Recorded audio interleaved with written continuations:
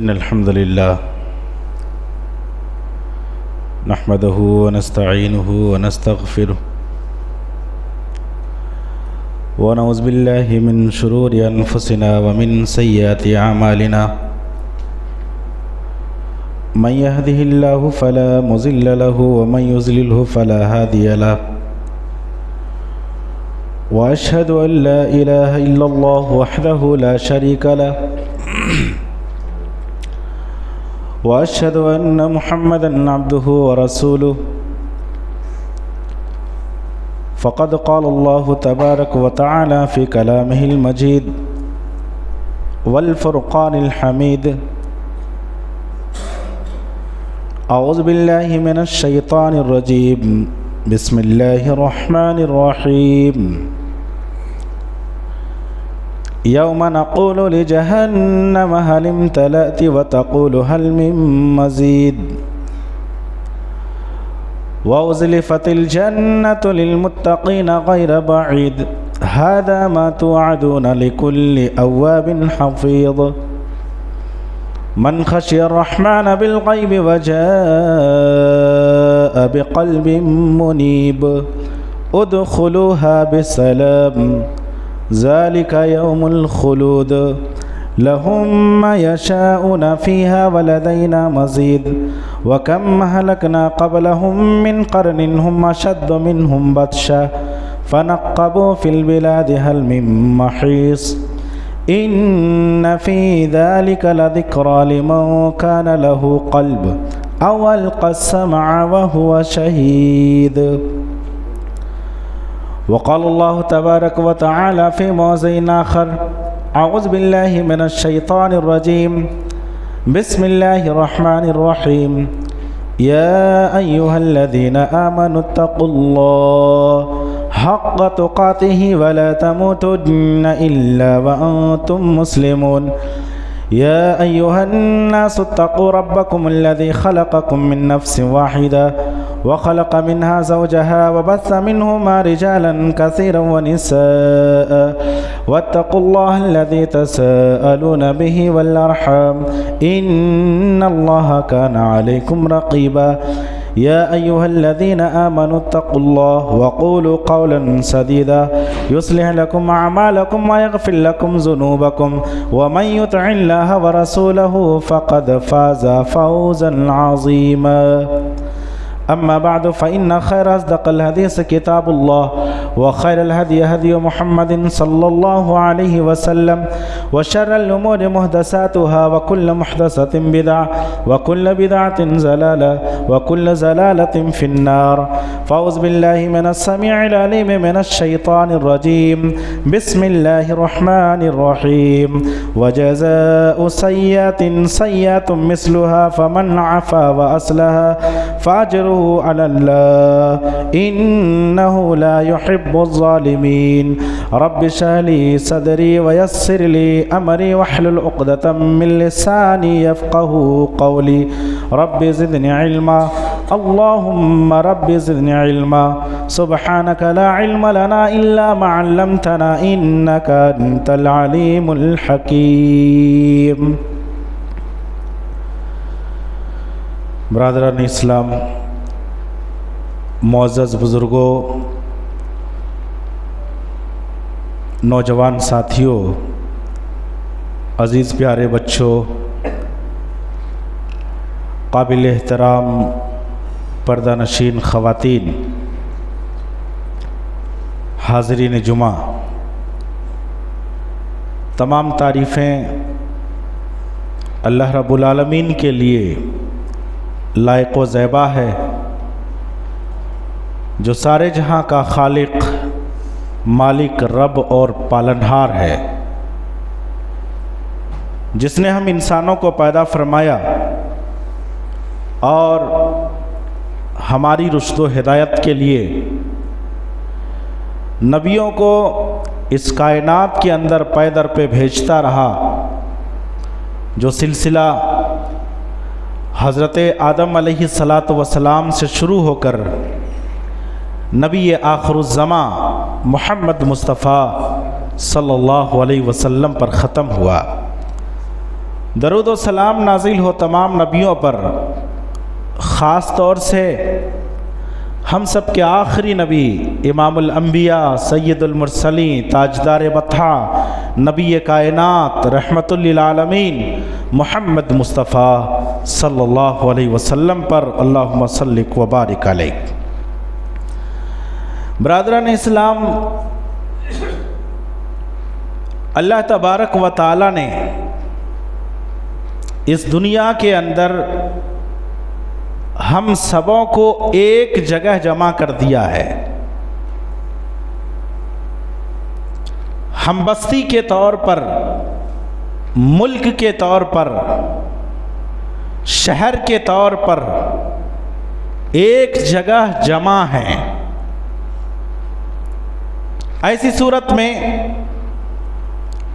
آپس میں اختلاف کا ہو جانا، لڑائی جھگڑا ہونا، باتوں پر رنجش پیدا ہو جانا، یہ ایک بدیہی چیز ہے، کیونکہ ہم ایک جگہ رہتے ہیں۔ ایسی صورت میں آواز پیدا ہوگی۔ جیسے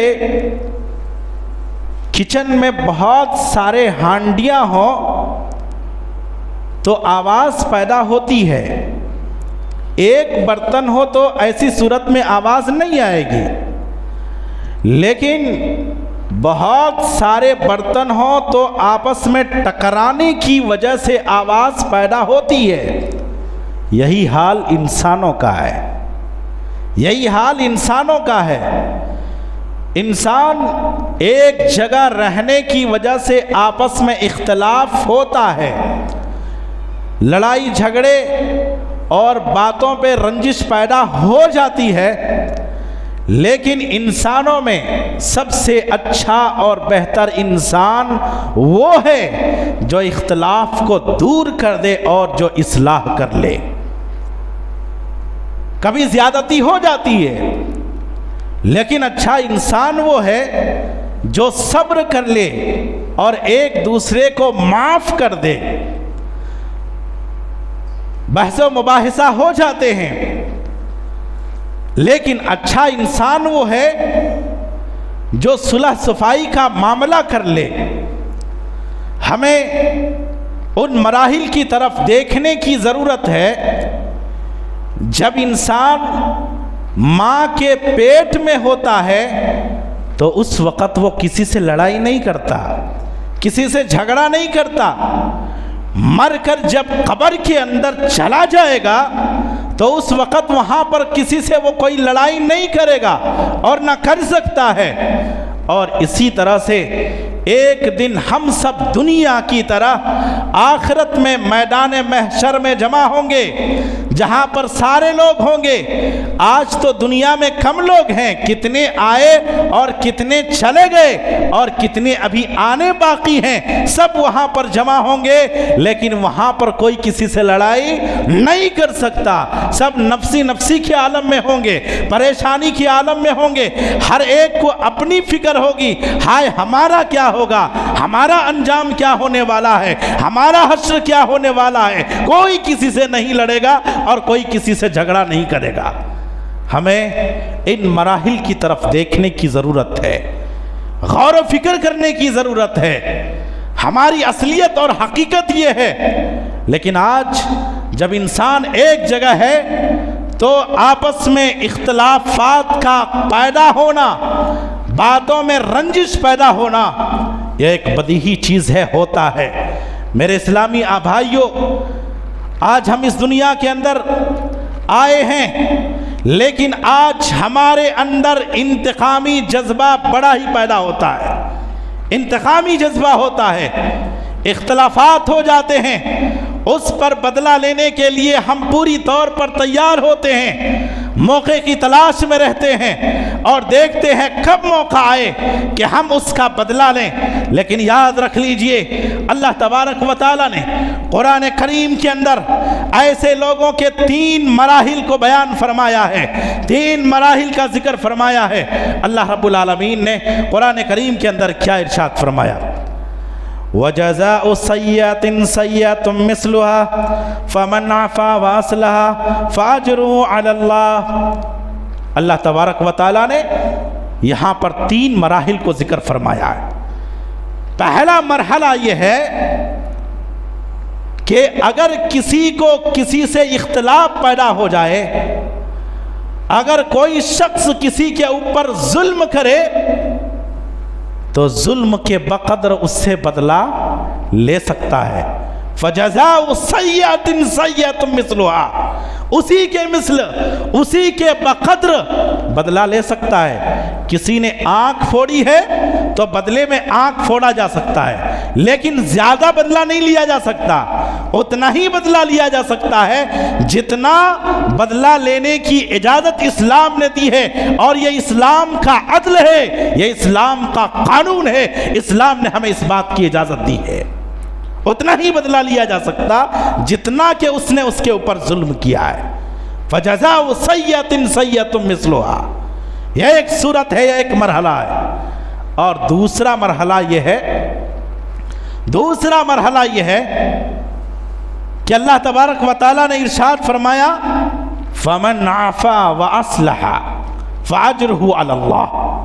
اللہ اکبر۔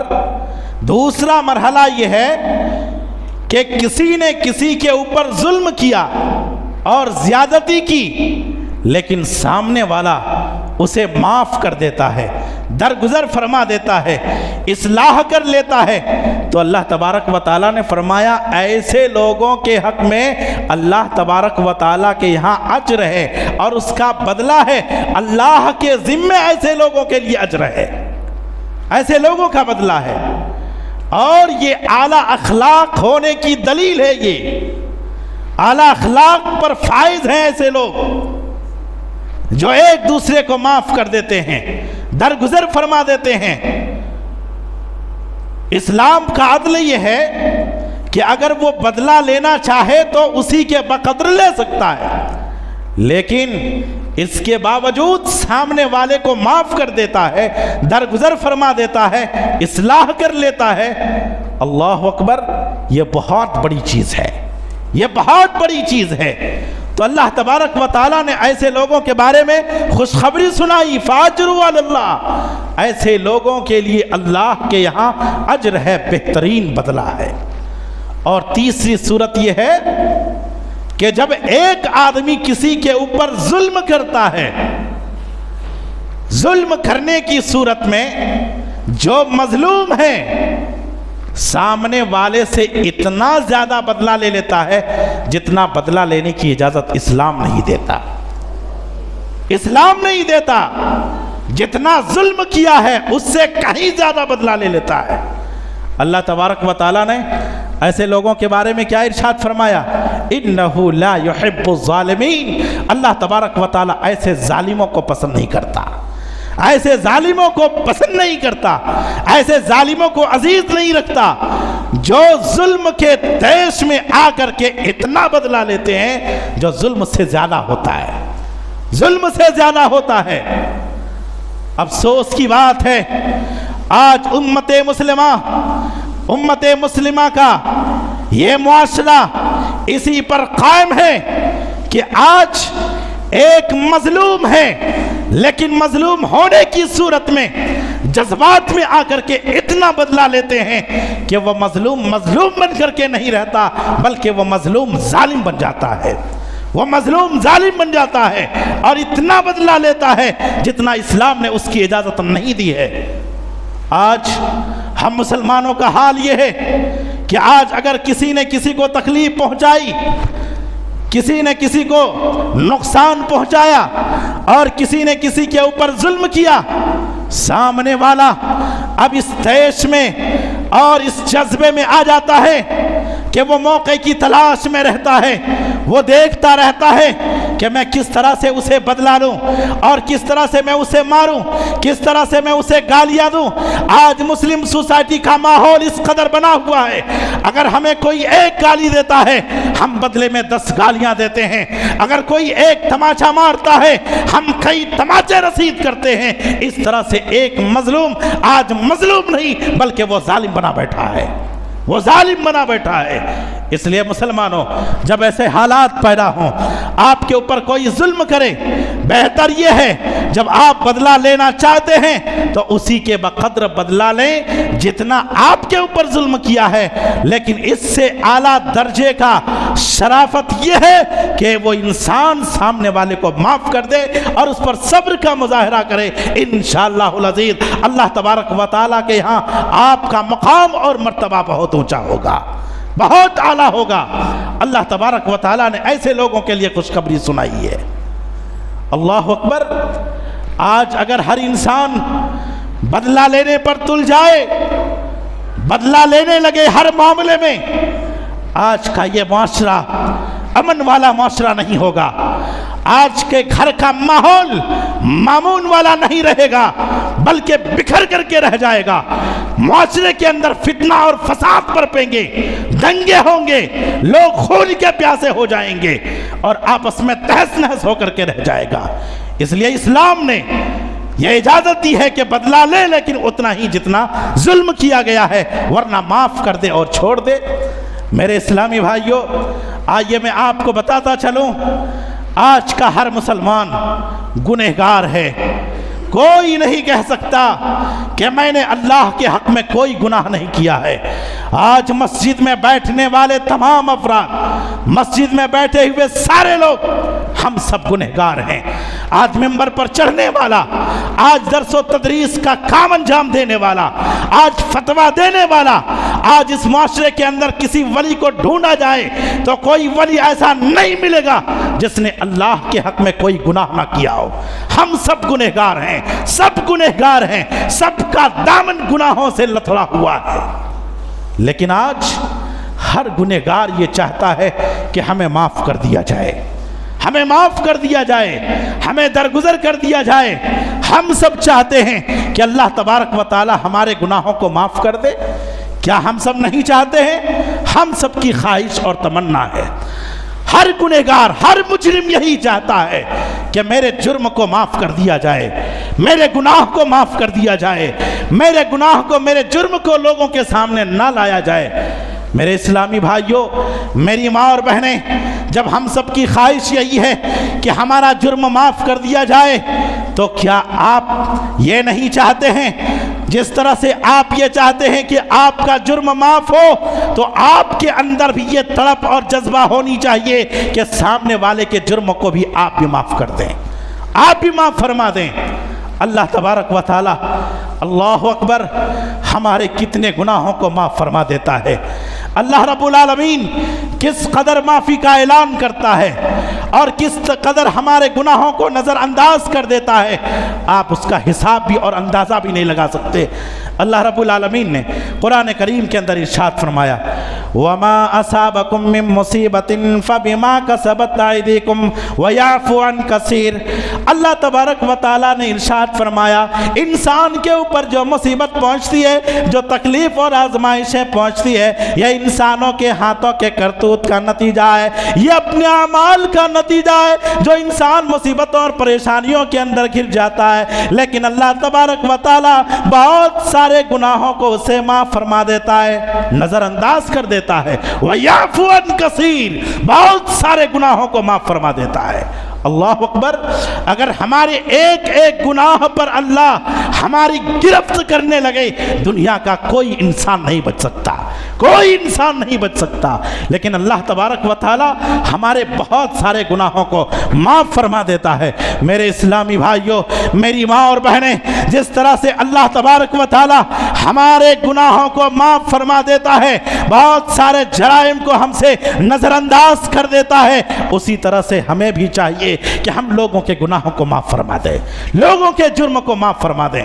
آج ہر آدمی یہ چاہتا ہے کہ میرا جرم مجھ سے معاف فرما دے۔ مجھے یاد ہے 2008 میں اتر پردیش کے اندر ایک شبنم نامی خاتون نے، مسلم خاتون نے، اپنے عاشق کے ساتھ مل کر کے اپنے گھر کے 7 لوگوں کو کلہاڑی سے مار کر کے قتل کر دیا تھا۔ 7 لوگوں کو کلہاڑی سے مار کر اسے قتل کر دیا گیا۔ ہندوستان کی تاریخ میں آزادی کے بعد اس جرم پر یہ پہلا مسلم خاتون ہے جن کے اوپر پھانسی کی سزا سنائی گئی ہے.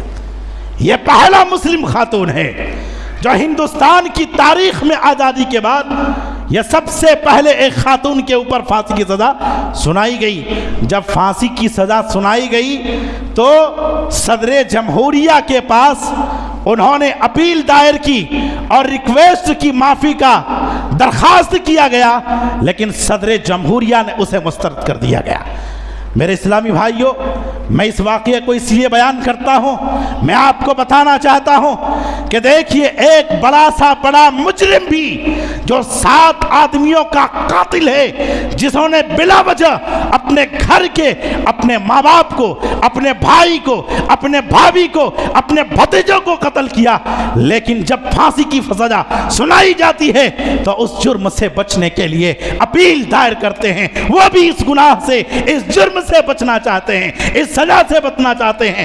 دنیا کا بڑا ظالم بھی اپنے جرم سے بچنا چاہتا ہے اور یہ چاہتا ہے کہ مجھے معاف کر دیا جائے. جب اپنے بارے میں یہ خیال رکھتے ہیں تو پھر دوسروں کے بارے میں کیوں نہیں سوچتے؟ دوسروں کے بارے میں کیوں نہیں سوچتے؟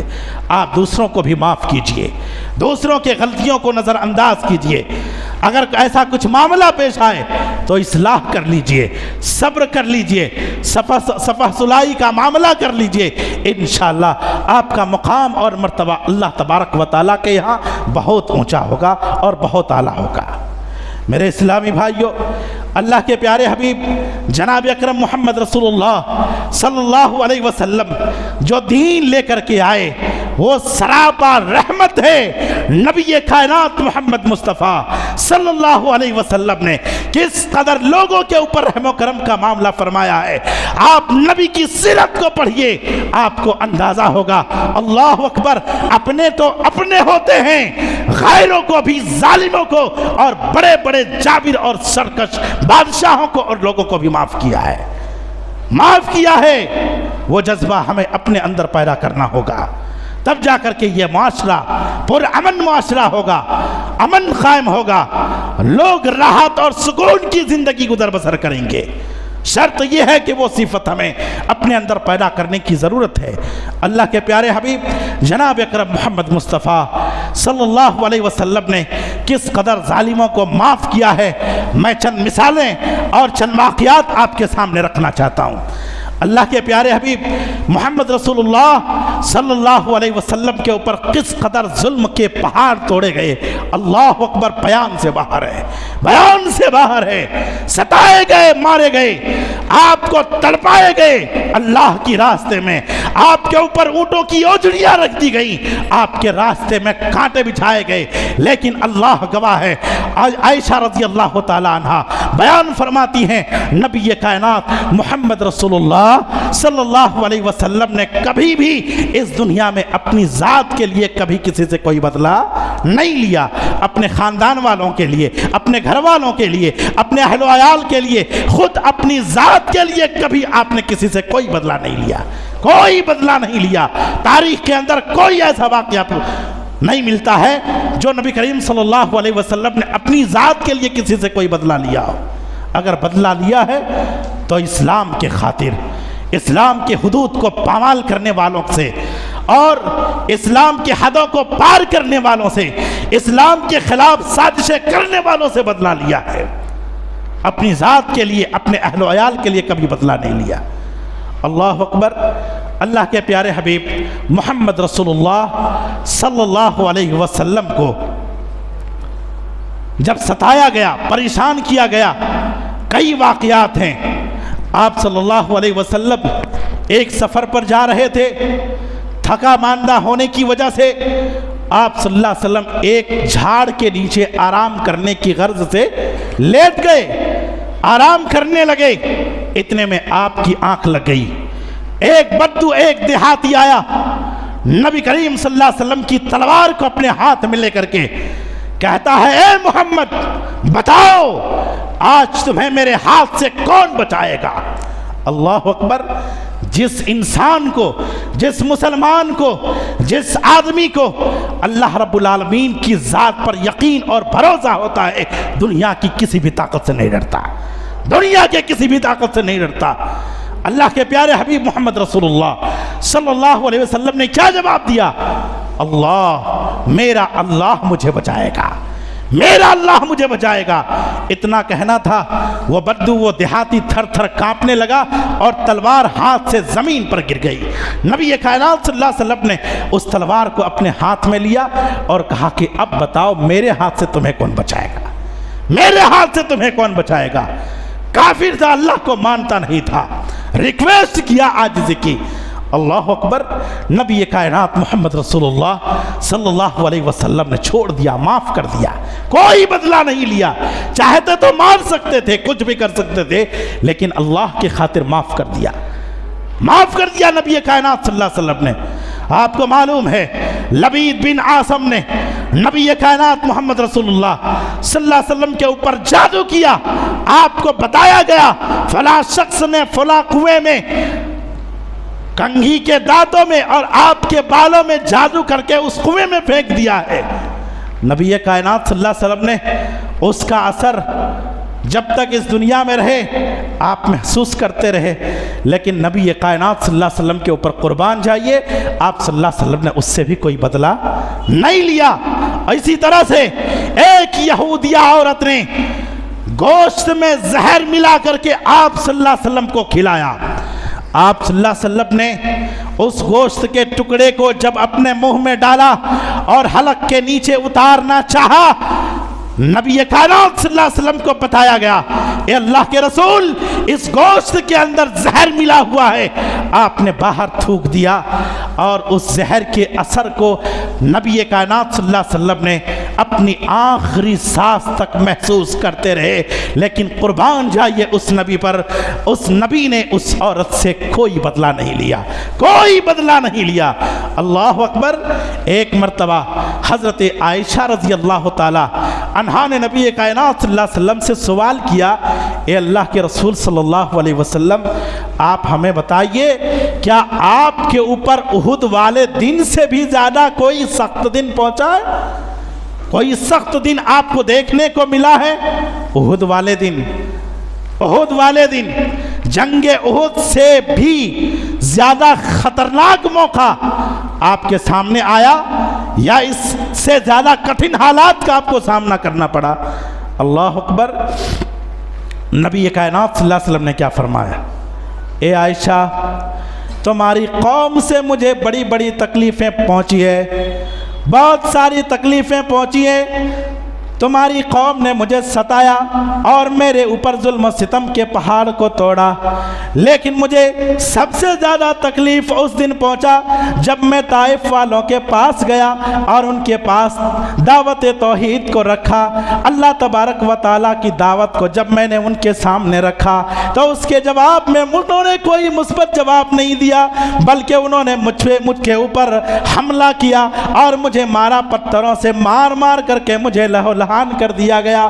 اللہ کے رسول صلی اللہ علیہ وسلم کو اس قدر مارا گیا، پتھروں سے اس قدر آپ کے جسم کو چھلنی کیا گیا کہ آپ کے جسم مبارک سے خون بہنے لگا، آپ کے پاک دست سوج گئے اور آپ کے جسم سے نکلنے والا خون آپ کے جوتوں کے اندر جم گیا۔ نبی کائنات صلی اللہ علیہ وسلم بے ہوش ہو کر کے گر پڑے۔ اللہ تبارک و تعالی سارا ماجرا کو دیکھ رہا تھا، اللہ تبارک و تعالی نے ساری باتوں کو سن لیا تھا۔ اللہ رب العالمین نے پہاڑ کے فرشتوں کو حضرت جبرائیل علیہ السلام کے ساتھ دے کر کے بھیجا اور کہا کہ جاؤ میرے اس بندے کی مدد کرو اور اس کے ساتھ جو کچھ پیش آیا ہے جاؤ وہ حکم جو بھی حکم دے اس کی تعمیل کرو۔ پہاڑ کے فرشتے جبرائیل علیہ السلام کے ساتھ آئے، نبی کائنات صلی اللہ علیہ وسلم کو سلام کیا گیا اور کہا اے محمد صلی اللہ علیہ وسلم، آپ کی قوم نے آپ کے ساتھ جو کچھ بھی کیا ہے اللہ تبارک و تعالیٰ نے دیکھ لیا ہے، اللہ رب العالمین نے ہم سب کو آپ کی مدد کے لیے بھیجا ہے، ہم سب کو آپ کی مدد کے لیے بھیجا ہے۔ آپ ہمیں حکم دیں، آپ ہمیں آرڈر دیں، آپ جو کہیں گے اگر آپ کا حکم ہو تو اس پوری قوم کو دو پہاڑوں کے درمیان چکی کی طرح پیس کر کے رکھ دیں گے۔ اللہ اکبر۔ قربان جائیے نبی کائنات محمد رسول اللہ صلی اللہ علیہ وسلم نے اس موقع پر کیا جواب دیا؟ کیا کہا مسلمانوں؟ نہیں، یہ میری قوم کے لوگ ہیں، یہ میرے قوم کے لوگ ہیں، مجھے اللہ تبارک و تعالیٰ کی ذات سے امید ہے ایک دن ایسا آئے گا کہ یہ اللہ کی توحید کو اقرار کرنے والے ہوں گے، اسلام کے پابند ہوں گے، جس کا نتیجہ یہ ہوا کہ 10 سال کے اندر پوری کی پوری قوم نبی کریم صلی اللہ علیہ وسلم کے پاس آ کر کے اسلام قبول کر لیے۔ اللہ اکبر۔ ہم اور آپ ہوتے اور ایسا موقع آتا تو ہم کیا کہتے؟ پہلے ہو جانے دو کام، اس کے بعد جو ہوگا دیکھا جائے گا۔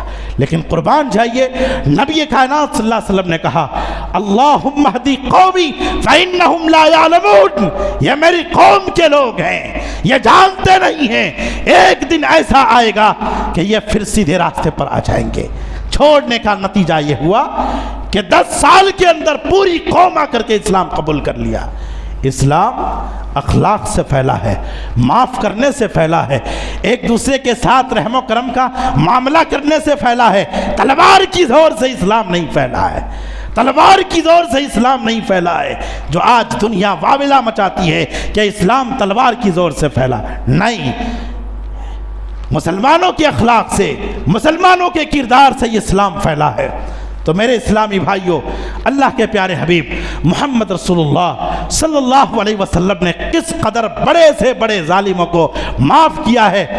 اس واقعے کو اٹھا لیجئے، فتح مکہ کے موقع پر جب نبی کائنات صلی اللہ علیہ وسلم فاتح کی حیثیت سے مکہ میں داخل ہو رہے تھے، اس وقت مکے کے جو بڑے بڑے جابر اور ظالم سرکش بادشاہ اور سردار تھے، سب سر جھکائے کھڑے تھے۔ اب پتہ نہیں ہمارے ساتھ کیا ہوگا، اب پتہ نہیں ہمارے ساتھ کیا ہوگا، ہم مارے جائیں گے، ہمارا سر قلم کیا جائے گا، ہمیں چھوڑا نہیں جائے گا، ہمیں معاف نہیں کیا جائے گا۔ لیکن قربان جائیے اپنے نبی پر، محمد رسول اللہ صلی اللہ علیہ وسلم پر جب فاتح کی حیثیت سے داخل ہوئے، لوگ جابر اور ظالم اور سرکش لوگ کھڑے ہیں سر جھکا کر کے۔ نبی کائنات صلی اللہ علیہ وسلم نے سوال کیا، آپ لوگ میرے بارے میں کیا خیال کرتے ہو؟ آپ لوگ کیا چاہتے ہو؟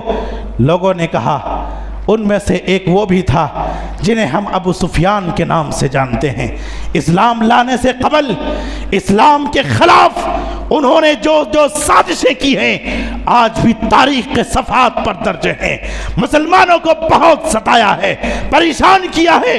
اللہ اکبر، چھوڑنے کے قابل انسان نہیں تھے، لیکن قربان جائیے نبی پر۔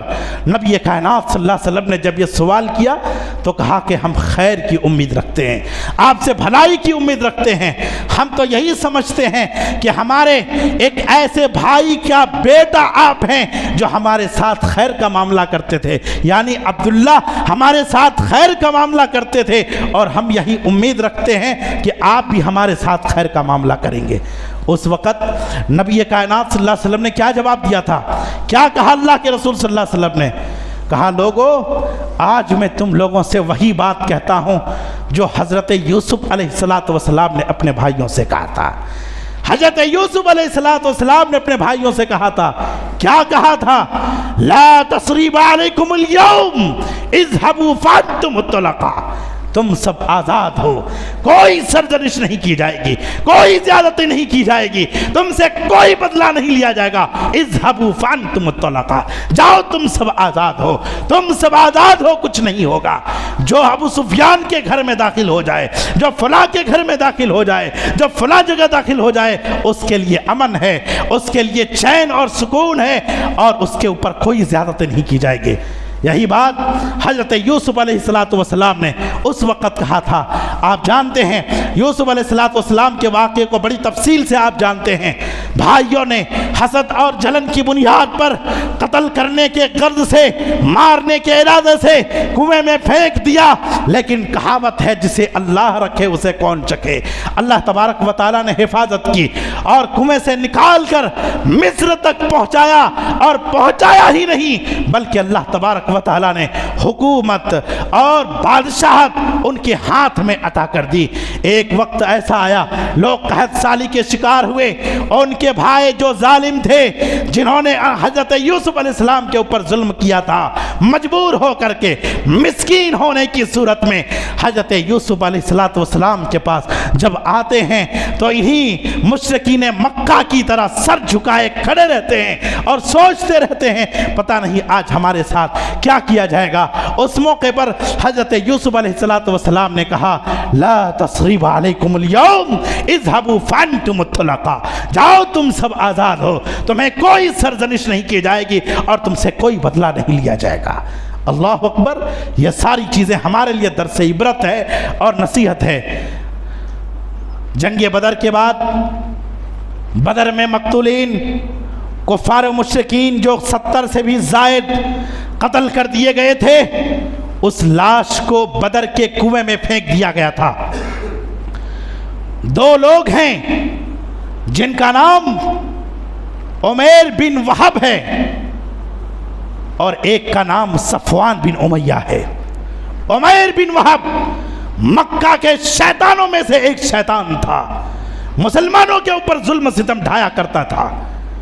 हतीम में बैठ करके एक दिन ये दोनों बदर के मैदान में जो मकतूल कुफार मुशरिकीन मारे गए थे उनकी लाशों को देख करके रोना रो रहे थे और उनमें से एक उमैर बिन वहब ने कहा कि इन सरदारों के जाने के बाद वल्लाह अब दुनिया में जीने का कोई मज़ा नहीं रहा, कोई मज़ा नहीं रहा। सफवान बिन उमैया ने मौके को गनीमत जाना और कहा कि उमैर तुम सही बात कह रहे हो, हकीकत तो यही है। उमैर बिन वहब ने कहा अगर मेरे ऊपर आज कर्ज ना होता जिसके अदायगी के लिए मेरे पास कुछ भी नहीं है, मेरे अहलो अयाल के जाए होने का खदशा और डर ना होता तो मैं आज अभी के अभी चल करके नबी कायनात मोहम्मद रसूलुल्लाह सल्लल्लाहु अलैहि वसल्लम का सर कलम कर देता, जाके कत्ल कर देता। सफवान बिन उमैया ने मौके को गनीमत जाना, उमैर बिन वहब से कहा कि उमैर अगर यही बात है तो याद रख लो तुम्हारे ऊपर जो भी कर्ज है उस कर्ज की अदायगी की जिम्मेदारी मेरी है और तुम्हारे बच्चे आज से मेरे बच्चे हैं, मेरे बच्चों के साथ वो रहेंगे और पूरी तौर पर मैं उनकी देखभाल करूंगा, तुम जाओ और मोहम्मद सल्लल्लाहु अलैहि वसल्लम का कत्ल करो। उमैर बिन वहब ने कहा अगर ऐसा मामला है तो मैं जाऊंगा और मेरा जाने की एक माकूल वजह भी है, वो ये है कि बदर के अंदर जो लोग कैदी बनाए गए थे उन कैदियों में से उमैर बिन वहब का बेटा वहब बिन उमैर भी बदर की कैदियों में से एक कैद था, एक कैदी था। कहा कि जाने का मेरा एक माकूल वजह भी है। उमैर बिन वहब जब ये सारी बातें हुई तो जाने के इरादे से अपनी तलवार को तेज कराई, जहर आलूद कराया और अपने गर्दन पर तलवार को लटकाए हुए मदीने की तरफ चल पड़ा। उस वक़्त हज़रत उमर बिन ख़त्ताब रज़ी अल्लाह ताला अन्हु मस्जिद नबवी के बाहर सहाबा इकराम के साथ बैठ करके बदर में जो कुछ हालात पेश आए थे उन्हीं हालात का तज़किरा फरमा रहे थे। अल्लाह तबारक व तआला ने मुसलमानों को जो इज़्ज़त अता फरमाया था उस इज़्ज़त के बारे में गुफ्तगू कर रहे थे। उमैर बिन वहब जब मदीना पहुँच करके मस्जिद नबवी के करीब पहुँचा, हज़रत उमर बिन ख़त्ताब रज़ी अल्लाह ताला उन्होंने देख लिया और कहा कि लोगों देखो अल्लाह का ये कुत्ता और अल्लाह का ये दुश्मन वाकई अल्लाह की कसम किसी बुरे इरादे से आ रहा है, जाओ तुम लोग नबी करीम सल्लल्लाहु अलैहि वसल्लम की हिफाजत करो और जाके मैं इसे निपटता हूँ। उससे पहले हजरत मोहम्मद रसूलुल्लाह सल्लल्लाहु अलैहि वसल्लम के पास गए और कहा अल्लाह के रसूल सल्लल्लाहु अलैहि वसल्लम उमैर बिन वहब किसी बुरे इरादे से आ रहा है, अपने गर्दन में तलवार लटकाए हुए। अल्लाह के रसूल सल्लल्लाहु अलैहि वसल्लम ने हजरत उमर बिन ख़त्ताब रज़ी अल्लाह ताला अन्हु से कहा कि जाओ और उसे मेरे पास लेकर के आओ। हजरत उमर बिन ख़त्ताब रज़ी अल्लाह ताला अन्हु गए और उसके ग़रीबान को पकड़ा, तलवार को अपने दस्ते में ले लिया और कहा चलो। इस हालत में नबी करीम सल्लल्लाहु अलैहि वसल्लम के पास लेकर के पहुँचे। नबी कायनात सल्लल्लाहु अलैहि वसल्लम ने देखा, कहा उमर छोड़ दो इसे, उमर इसे छोड़ दो। और उमैर से कहा कि उमैर करीब आ जाओ।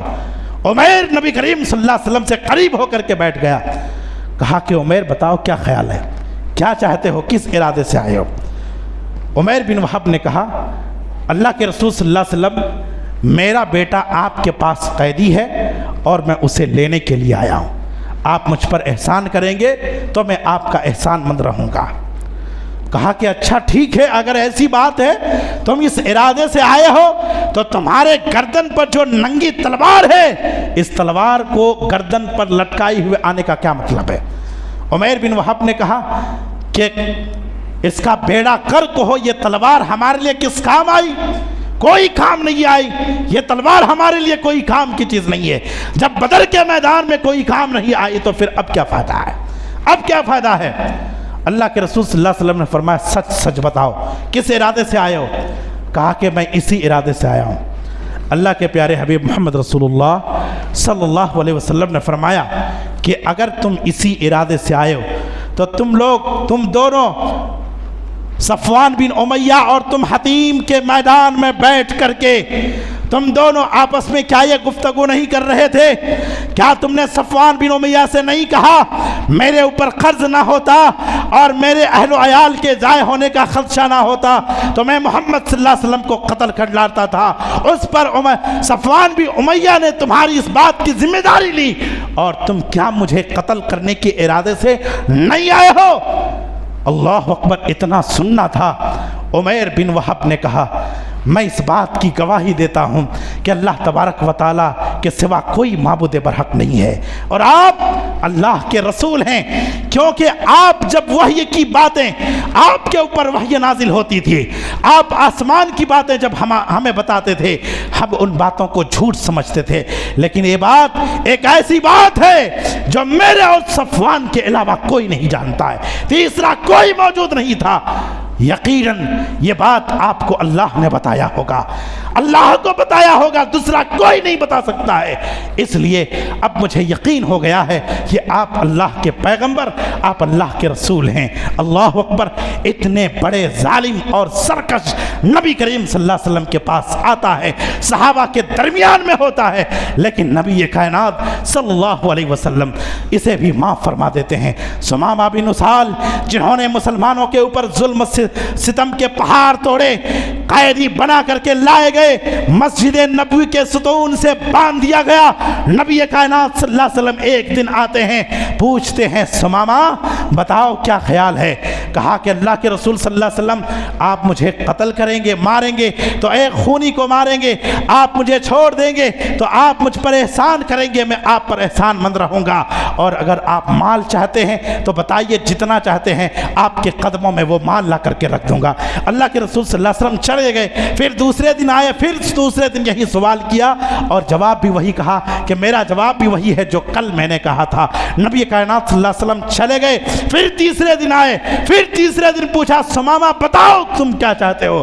कहा कि अल्लाह के रसूल सल्लल्लाहु अलैहि वसल्लम अगर आप मुझे कत्ल करेंगे तो एक खूनी को कत्ल करेंगे, आप मुझ पर एहसान करेंगे तो मैं आपका एहसानमंद रहूँगा, अगर आप माल चाहते हैं तो मैं आपको जितना चाहे आपको माल अता कर दूंगा।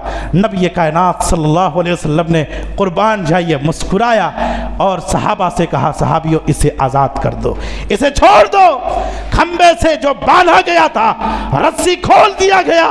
सुमामा बिन उसाल मस्जिद से बाहर निकलते हैं और जाते हैं, करीब में एक तालाब मिलता है, वहां पर पहुंच करके नहाते हैं, गुस्ल करते हैं, पानी नहा करके वापस लौटता है। कैसा कैदी है, अल्लाह अकबर, कैसा कैदी है। जब इंसान आज जेल के अंदर जाता है वहीं से उल्टी गिनती शुरू करता है, जब उसे आजाद किया जाता है उसकी तरफ पलट करके नहीं देखता, लेकिन ऐसा कैदी है तालाब में जाता है, नहाता है, गुस्ल करता है, नबी कायनात सल्लल्लाहु अलैहि वसल्लम की खिदमत में हाजिर होता है और कहता है अल्लाह के रसूल सल्लल्लाहु अलैहि वसल्लम आप अपना हाथ बढ़ाइए, हाथ पर हाथ रखते हैं, बैत करते हैं और अशहदु अल्ला इलाहा इल्लल्लाह व अशहदु अन्ना मुहम्मदन अब्दुहु व रसूलहु का इकरार करते हैं और कहते हैं अल्लाह के रसूल सल्लल्लाहु अलैहि वसल्लम मुझे दुनिया में आपके चेहरे से ज़्यादा बदसूरत कोई चेहरा मालूम नहीं होता था, लेकिन आज से دنیا میں سب سے زیادہ حسین چہرہ اگر مجھے معلوم ہوتا ہے تو وہ آپ کا چہرہ ہے، اور آج سے پہلے مجھے دین اسلام سے زیادہ برا کوئی اور دین معلوم نہیں تھا، لیکن آج کے بعد اور آج سے سب سے زیادہ محبوب مجھے دین اسلام ہے، اور آج سے پہلے آپ کے شہر سے زیادہ کوئی شہر مجھے برا معلوم نہیں ہوتا تھا، لیکن آج سے سب سے زیادہ محبوب شہر اگر میرے نزدیک کوئی ہے تو آپ کا شہر ہے۔ میرے اسلامی بھائیوں، ثمامہ بن اسال کو بھی معاف کر دیا گیا، تو ایسے سینکڑوں واقعات ہیں۔ ایک دوسرے کو معاف کیجئے، ایک دوسرے سے درگزر فرمائیے، انشاءاللہ اللہ تبارک و تعالی آپ کو بھی معاف کرے گا، وہ آپ کو بھی آپ کی مغفرت فرمائے گا، آپ کے درجات کو بلند کرے گا۔ آپ معاف کریں گے، اللہ تبارک و تعالی معاف کرنے والوں کو پسند کرتا ہے، اس سے محبت کرتا ہے۔ آسمان میں جبرائیل سے اعلان کرتا ہے، اے جبرائیل، میں دنیا کے فلاں بندے سے محبت کرتا ہوں، جاؤ تم بھی اس سے محبت کرو۔ جبرائیل فرشتوں میں اعلان کرتا ہے، اے فرشتوں، اللہ تبارک و تعالی فلاں بندے سے محبت کرتا ہے، تم لوگ بھی اس سے محبت کرو۔ اللہ اکبر۔ حالت یہ ہوتی ہے کہ دنیا کے اندر لوگوں کے درمیان وہ مقبول ترین آدمی بن جاتا ہے، اللہ رب العالمین اس کی مغفرت کرتا ہے۔ جو انسان دنیا کے کسی بندے پر رحم کرتا ہے، اللہ تبارک و تعالی اس بندے کے اوپر قیامت کے دن اور دنیا میں بھی رحم و کرم کا معاملہ فرماتا ہے۔ اس لیے معاف کرنے کی صفت اپنے اندر پیدا کیجئے، تو انشاءاللہ یہ معاشرہ پر امن ہوگا، امن چین اور سکون قائم ہوگا، اسلام پھلے گا اور پھیلے گا، اور غیر مسلم قومیں ہمارے اخلاق کو دیکھ کر کے ہماری طرف کھینچے چلے آئیں گے اور اسلام کو قبول کریں گے۔ آج مسلمانوں کو دیکھ کر کے نفرت کرتے ہیں، دور بھاگتے ہیں۔ آج کتنے ایسے لوگ ہیں جن کے رویے سے خود ان کے گھر کے لوگ محفوظ نہیں ہیں، ان کی اولاد آج ان سے ڈرتی ہے، خوف کھاتی ہے، دور بھاگتے ہیں۔ آج ہم اتنے سخت دل ہو گئے ہیں، جبکہ اسلام نے ہمیں نرم دل بننے کی تاکید فرمائی ہے۔ اللہ تبارک و تعالیٰ نے قرآن کریم کے اندر کہا، فَبِمَا رَحْمَةٍ مِّنَ اللَّهِ لِنْتَ لَهُمْ وَلَوْ كُنْتَ فَظًّا غَلِيظَ الْقَلْبِ۔ اے میرے نبی، اللہ تبارک و تعالیٰ نے اپنے فضل و کرم سے آپ کو نرم دل بنایا ہے۔ اگر آپ سخت دل ہوتے تو لوگ آپ کے قریب بھی نہیں بھٹکتے تھے۔ اس لیے ہم سب کو نرم دل ہونا چاہیے، رحم و کرم کا معاملہ کرنا چاہیے۔ اللہ رب العالمین سے دعا ہے کہ بار الہ ہم تمام مسلمانوں کو ایک دوسرے کے درمیان جو نہ اتفاقیاں اور ناچاکیاں ہیں، یا اللہ ہم سب کو اسے ختم کرنے کی توفیق عطا فرما، آپس میں اتحاد و اتفاق قائم کرنے کی توفیق عطا فرما، اختلاف و انتشار سے بچنے کی توفیق عطا فرما۔ بار الہ ہم سب کو نیک صالح عمل انجام دینے کی توفیق عطا فرما، برے اخلاق، برے کردار اور برے رویے سے ہر مسلمان کو بچنے کی توفیق عطا فرما۔ بار الہ آج اس امت کے نوجوان طبقہ جو بے راہ روی کے شکار ہوتے چلے جا رہے ہیں، یا اللہ تو انہیں ہدایت نصیب فرما، سیدھے راستے پر چلنے والا بنا دے۔ ہمارے خواتین وہ بھی جو سیدھے راستے سے بھٹکی ہوئی ہیں، یا اللہ تو انہیں بھی ہدایت نصیب فرما، ان کے درمیان بھی الفت و محبت کو قائم فرما دے، اختلاف و انتشار سے بچنے کی توفیق عطا فرما، بغض و حسد، جلن، کینہ، کپٹ، ان تمام برائیوں سے ہر مسلمان کو بچنے کی توفیق عطا فرما۔ آپس میں پیار محبت سے پیش آنے، ایک دوسرے کے خیر خواہ اور ہمدرد بننے کی توفیق عطا فرما۔ بار الہ جب تک تو ہمیں اس دنیا کے اندر زندہ رکھے دین اسلام پر، جب ہمارا خاتمہ ہو دین ایمان پر۔ آمین۔ وآخر الدعوانا ان الحمدللہ رب العالمین۔ بارک اللہ لنا ولکم فی القرآن العظیم ونفعنا ایاکم بالآیات وذکر الحکیم، انہ تعالی جواد کریم ملک رؤوف رحیم۔